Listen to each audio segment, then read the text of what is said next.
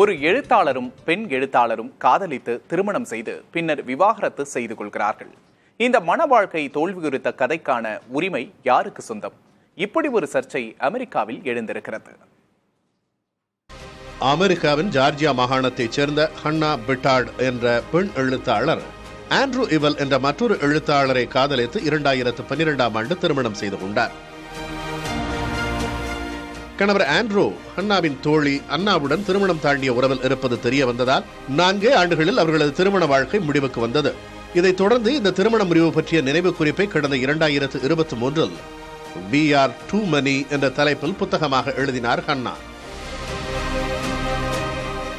எழுத்தாளர் கணவர் ஆண்ட்ரூ சும்மா இருப்பாரா?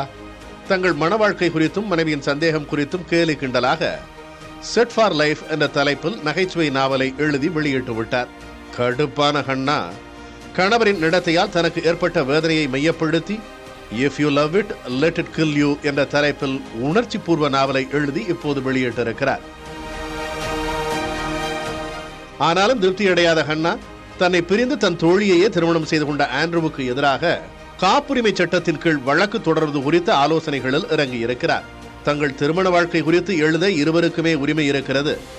ஒருவரை ஒருவர் அவதூறு செய்தால் மட்டுமே வழக்கு தொடர முடியும் என்பதால் இந்த சண்டையின் அடுத்த அத்தியாயம் என்ன என்று ஒரு தொடர்கதையை படிக்கும் ஆவலோடு காத்திருக்கிறார்கள் இருவரின் ரசிகர்களும்.